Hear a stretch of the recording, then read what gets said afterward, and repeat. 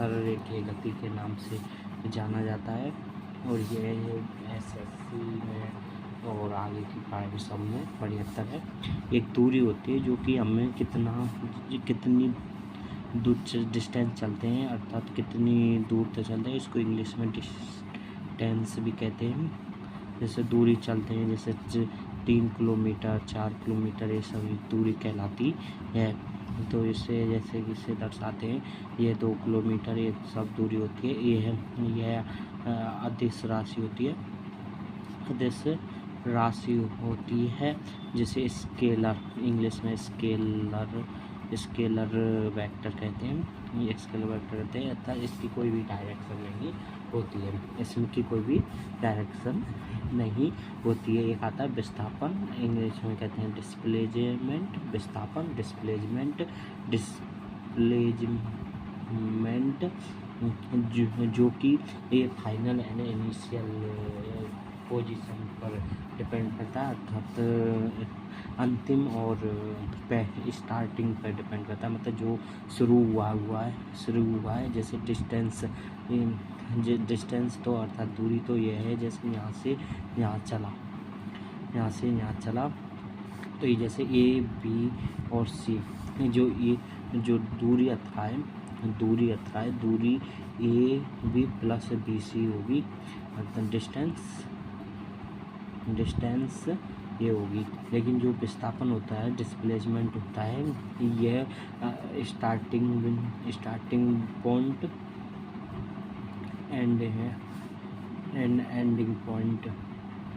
Ending point पर depend करता है। तो जो डिस्प्लेसमेंट होता है वो AC कितना होगा, AC डिस्प्लेसमेंट AC होता है, कितना होता है AC। और डिस्टेंस एंड डिस्प्लेसमेंट एक कांस्टेंट होंगे जब भी बराबर होंगे। जैसे कि आगे मतलब कि एक रेखा में, एक लाइन में ही कोई भी व्हीकल हुआ, कोई भी गाड़ी हुई, वो चलेगी जब भी हम डिस्टेंस और डिस्प्लेसमेंट दोनों बराबर होंगे।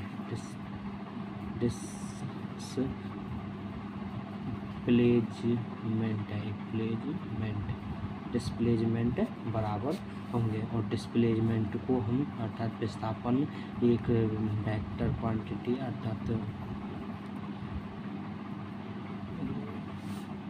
स्केलर क्वांटिटी कहने जाते हैं, क्वांटिटी। और यह एक विस्थापन सदिश राशि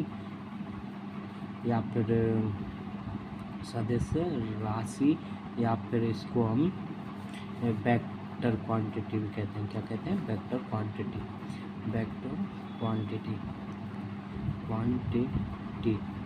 और वेक्टर क्वांटिटी या फिर सदिश राशि उसे कहते हैं जो जिसकी डायरेक्शन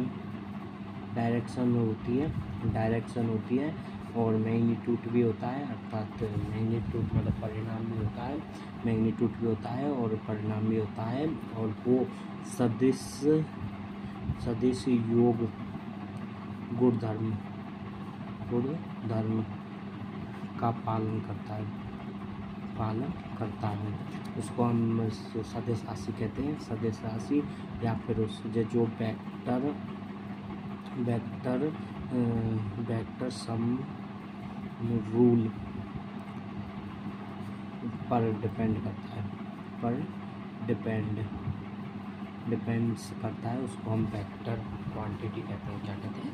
वेक्टर क्वांटिटी कहते हैं। ये वेक्टर क्वांटिटी होती है। और इस वेक्टर क्वांटिटी में क्या होती है? वेक्टर क्वांटिटी होती है। और ये होती है वेक्टर क्वांटिटी। जैसे कि कोई एक क्वेश्चन लें तो यहाँ में डिस्टेंस कितनी होगी, जैसे कि एक पॉइंट गाड़ी इतना चला, ये 12 किलोमीटर यहाँ तक चला, ए से बी चला, फिर वो तक वो चला सी तक, 5 किलोमीटर। तो फिर वापस चला इतना डी तक चला वो 6 किलोमीटर। तो फिर वापस वो ए पर आ गया, तो ये हो गया 7 किलोमीटर। तो डिस्टेंस अगर दूरी लिखेंगे हम, डिस्टेंस क्या लिखते हैं, डिस्टेंस या फिर दूरी, दूरी लिखेंगे। ये सवाल है, यहाँ से ए से बी गया, ए से बी गया, ए से बी, फिर बी से सी गया, और फिर सी से डी गया, ये डी पे ये आ गया। तो हम दूरी लिखेंगे या फिर डिस्टेंस लिखेंगे।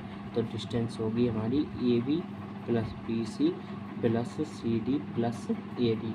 तो इन सभी को सम करेंगे, 12 plus 5 plus 6 plus 7 equal to 19 25 और 32। तो 32 किलोमीटर तो हमारी डिस्टेंस हो जाएगी।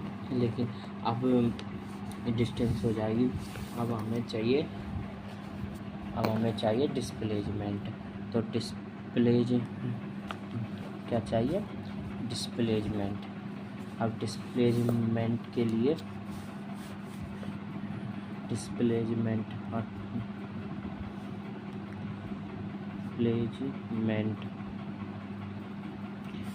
या फिर विस्थापन के लिए हम फाइनल माइनस इनिशियल करते हैं। फाइनल हमारा ए और इनिशियल भी है, तो ये वापस आ गया, यहीं पे आ गया, बिंदु यहीं पे आ गया, तो डिस्प्लेसमेंट हमारा 0 हो जाएगा। तो एक और क्वेश्चन लेते हैं, जैसे कि ये यहाँ से यहाँ चला, ए से बी गया और बी से सी गया, कितना गया, मतलब ये मान लो बी से सी गया ऊपर, ये 12 किलोमीटर, ये 5 किलोमीटर। तो यहाँ जो ई विस्थापन होता है, डिस्प्लेसमेंट, वो होगा हमारा ए सी, जो कि एक नियम पड़ा होगा बौद्धायन में एक रोग होता है कि hypotenuse square equal to base का स्क्वायर प्लस परपेंडिकुलर का स्क्वायर, अर्थात कर्ण का स्क्वायर आधार का स्क्वायर प्लस लंब का स्क्वायर। तो यहाँ वो लगा कर हम ए सी निकालेंगे, तो ए सी निकालता है ए बी का स्क्वायर प्लस बी सी का स्क्वायर करेंगे। तो ए बी का स्क्वायर होता है हमारा 144, 12 का स्क्वायर 144, और हमारा 144 और 144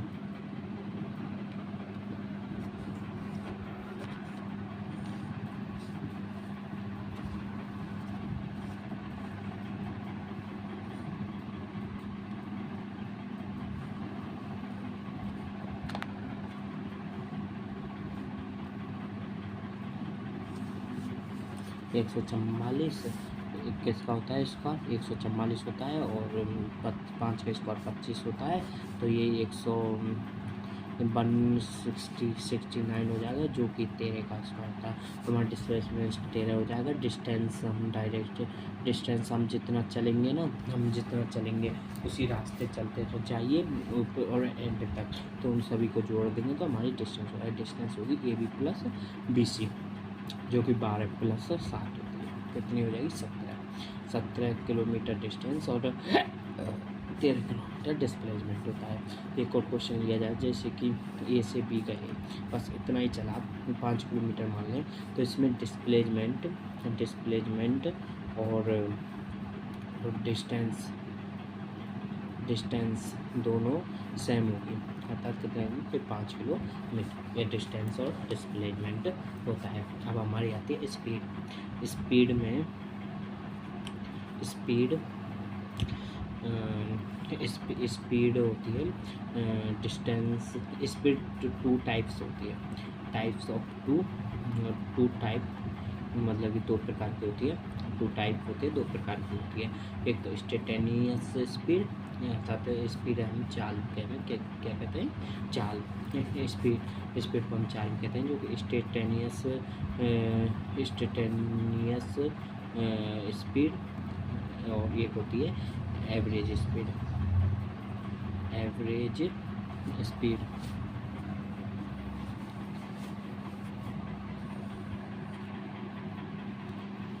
इसे स्पीड को चाल कहते हैं। और ये दो टाइप की होती है, इंस्टेंटेनियस स्पीड और एक एवरेज स्पीड। अर्थात इंस्टेंटेनियस स्पीड वो होती है, इसे हिंदी में मतलब इसको तो औसत चाल कहते हैं इसको, जो किसी एक क्षण पर एक छोटे से बिंदु पर या फिर किसी एक पॉइंट पर निकालने की एक चाल को ही हम क्या कहते हैं, इंस्टेंटेनियस चाल कहते हैं। क्या कहते हैं? इंस्टेंटेनियस चाल कहते हैं। इंस्टेंटेनियस चाल, इंस्टेंटेनियस चाल जैसे कि इसमें डायरेक्ट इंस्टेंटेनियस चाल को हम मतलब चाल अर्थात स्पीड हम पी के दर्शाते हैं, तो इंस्टेंटेनियस चाल होती है डी वी, जो कि D x upon D T, अर्थात यहाँ पे डी एक्स को हम डिस्टेंस लेते हैं, अर्थात दूरी ले रहे हैं। क्या ले रहे हैं? डिस्टेंस, दूरी। क्या ले रहे हैं? दूरी, डिस्टेंस ले रहे हैं, दूरी ले रहे हैं। तो ये इंस्टेंटेनियस स्पीड होती है। क्या होती है? Instantaneous speed. और हमें एवरेज स्पीड लेने, तो एवरेज स्पीड लेने के लिए, एवरेज चाल लेने के लिए total distance upon total time, अर्थात कुल दूरी, मतलब कि जितनी भी दूरी आता है उस सभी को लेकर के नीचे कुल समय, जितना उसमें भी समय लगा हुआ है सब लेते हैं। ये हमारी एवरेज चाल होती है। इसको ये भी स्केलर क्वांटिटी होती है। क्या होती है? स्केलर क्वांटिटी स्केलर क्वांटिटी या फिर अदिश राशि होती है। क्या होती है? अदिश राशि होती है। क्या होती है? अदिश राशि। क्या होती है? अदिश राशि होती है। अदिश राशि होती है।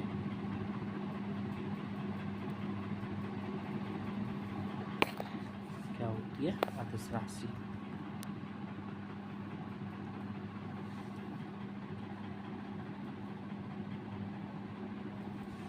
होती है अदिश राशि होती है। तो इसमें भी अदिश राशि होती है। ऐसे ये होती है, जैसे इसमें एक क्वेश्चन इंस्टेंटेनियस स्पीड पे जैसे क्वेश्चन पूछा जाएगा, किसी स्पीड मतलब कि जैसे कि क्वेश्चन है कि मतलब कि मैं लैंग्वेज तो नहीं लेकिन वैसे बता रहा हूँ कि एक डिस्टेंस तैराकी है जो कि 3t है और +5 है। तो उससे यानी का है t = 2 सेकेंड पर 2 सेकेंड पर मैंने वो बतानी है। क्या बतानी है? स्पीड, अर्थात चाल बतानी है। क्या बतानी है? चाल बतानी है। चाल बताने के लिए स्पीड एंड चाल बताने के लिए हम इसको क्या करेंगे? डिप्रिसिएशन या फिर अवकलन, इसको पढ़ने के लिए अवकलन अब बताऊँगा। तो इसे अवकलन पढ़ने के लिए एक दूसरी वीडियो है, उसको आप मेरे चैनल पर जा कर के देखें। एक वीडियो डाली है अवकलन के पूरे सुबह अवकलन एंड छोटे मोटे जो समाकलन यूज होते हैं, जैसे कि अब आगे चल के उसमें दूरी निकालने के लिए एरिया का क्षेत्रफल से के लिए यूज होगा अगली वीडियो में। तो उससे का एक छोटी वीडियो है, उसमें अवकलन एंड समाकलन देखिए। तो इसमें डिप्रिसिएशन करेंगे dx अपॉन टी के रेस्पेक्ट में डिप्रिसिएशन करेंगे 6t + 3 हो जाएगा। तो इसको हम इस पर t = 2 रख देंगे। इसमें t = 2 रखने पर +3 तो 6 × 3 = 12 और 3 × 15, तो आंसर इसका स्पीड का 15 आ जाएगा। और हाँ, एक बात और वो ध्यान दें, इसकी हमेशा जो यूनिट होती है अर्थात मात्रक होता है, मात्रक पूछा जा सकता है, मात्रक होता है इसका मीटर हो सकता है, या फिर इसे हम किलोमीटर भी लिख सकते हैं कि किलोमीटर की एम, और जो इसका भी जो मात्रक होता है या फिर जो यूनिट होती है वो भी मीटर होती है। क्या होती है? मीटर होती है। और जो चाल होती है, पूरी चाल का मतलब चाल होती है, जो ये चाल होती है ना, चाल ये हो गया 15 मीटर हो गया इतना।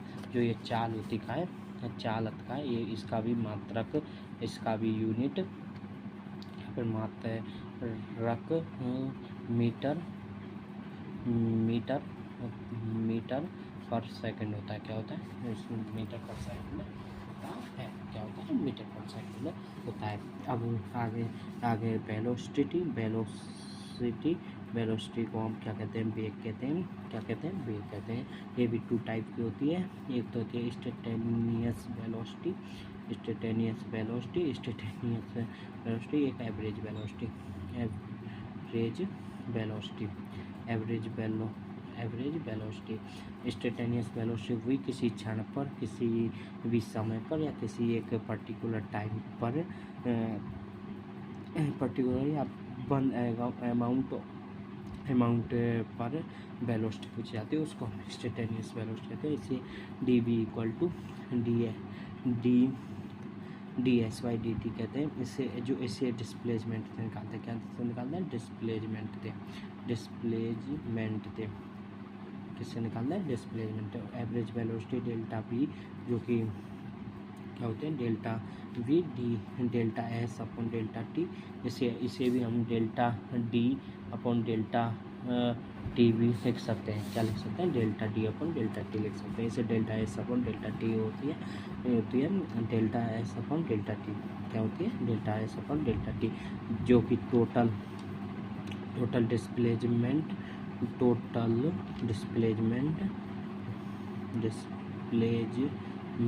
अपॉन टोटल टाइम या फिर कुल विस्थापन अपॉन कुल समय होता है। क्या होता है, कुल समय होता है। जैसे इसमें भी इंस्टेंटेनियस, इसमें एक एवरेज स्पीड पर भी टाइम, इसको हम एवरेज वेलोसिटी को हम ऐसे भी लिख सकते हैं, v/dt अपॉन dt। यही क्या होता है, ये टोटल विस्थापन होता है, टोटल डिस्प्लेसमेंट होता है, ये टोटल टाइम होता है। क्या होता है, टोटल टाइम होता है। हम इसको भी ऐसे भी लिख सकते हैं। ये वेक्टर क्वांटिटी होती है, वेक्टर क्वांटिटी मतलब वेक्टर क्वांटिटी, या फिर इसे सदिश राशि। क्या होती है, सदिश राशि। क्या होती है, सदिश राशि। ये वेक्टर क्वांटिटी एंड सदिश राशि होती है। और यदि हम सदिश राशि विस्थापन, मतलब कि जो वेलोसिटी और इंस्टेंटेनियस वेलोसिटी और इंस्टेंटेनियस स्पीड ऑलवेज इक्वल होती है, अर्थात हमेशा बराबर होंगे। क्या होंगे, हमेशा बराबर होंगे। क्या होंगे, हमेशा बराबर होंगे। और स्पीड पर, जैसे इस पर एक क्वेश्चन होता है कि आधी दूरी v1 स्पीड से चलाइए, आधी दूरी v1 स्पीड चलाइए, आधी दूरी v2 स्पीड से चलाइए, तो एवरेज स्पीड बताइए। क्या बताइए, एवरेज स्पीड। तो एवरेज स्पीड बतानी है। एवरेज स्पीड बताने के लिए पहले तो दूरी टोटल कितनी, दूर तो ये आधी चली। तो अब हम इसे पहले टाइम निकालेंगे। तो एक दूरी चल भी, मान लें ए से बी दूरी से, ए से बी में टाइम लगा, ए से बी में टाइम लगेगा। अब हमने फॉर्मूला बताया था कि बी बराबर क्या होता है, डिस्टेंस अपॉन टाइम होता है। अर्थात एक बात और, अगर ध्यान नहीं हो, मतलब कि यदि डायरेक्ट क्वेश्चन आ जाए, जैसे डायरेक्टिव क्वेश्चन आएगा कि चाल या फिर स्पीड इक्वल टू मतलब कि डिस्टेंस दूरी अपॉन समय। क्या होता है, टाइम, समय। ये उसका चाल का फॉर्मूला होता है। क्या होता है, चाल का फॉर्मूला। और एक वेलोसिटी। क्या होती है, वेलोसिटी। ये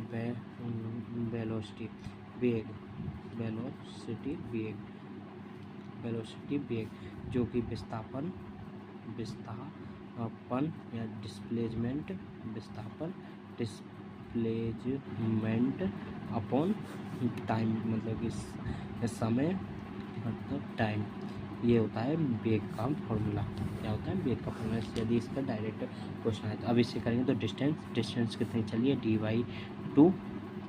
अब टाइम है तो टाइम है तक ले जाएंगे, बी है तो ले जाएंगे, तो डिस्टेंस B1 नीचे आ जाएगा, B1 आ जाएगा, तो ये टाइम निकलेगा ये बी का। और भी यदि जैसे बी से सी की वजह से टाइम बचा dy2/b2 इतना टाइम। अब हमने स्पीड निकाली, एवरेज स्पीड निकाल, total distance upon total time, तो टोटल डिस्टेंस तो डी है।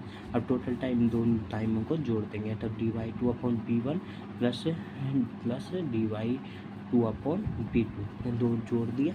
अभी हमसे dy2 कॉमन आ गया, तो नीचे b1/b2 कॉमन लेके नीचे 2 कॉमन लिया। यहाँ पे b2 प्लस b1 बचा, और एक ऊपर d था और एक नीचे d कॉमन, d से d कट गया, तो डेल्टा b एवरेज स्पीड आ गया हमारा। एवरेज स्पीड मतलब यहाँ से देख लो, ये एवरेज स्पीड होगा हमारा 2p1b2/p1 प्लस b2।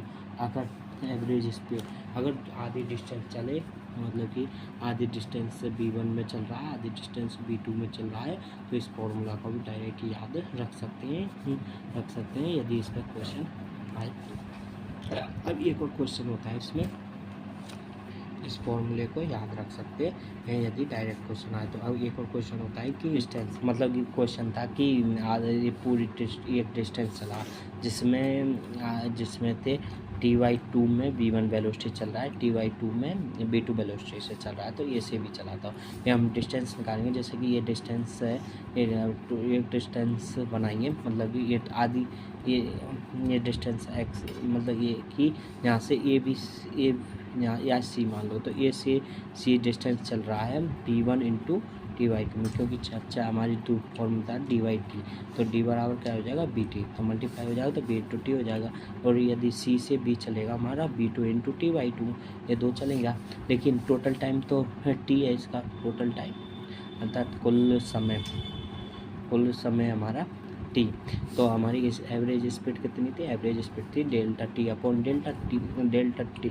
तो डेल्टा d, तो ये दोनों जोड़ेंगे b1 dy2 plus b2 dy2 बटे टोटल टाइम कितना t, तो हम तो t से t कर जाता b1 प्लस b2/2।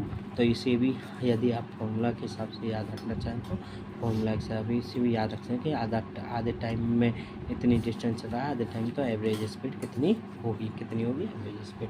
यदि आपको वीडियो पसंद आए तो लाइक एंड सब्सक्राइब करें।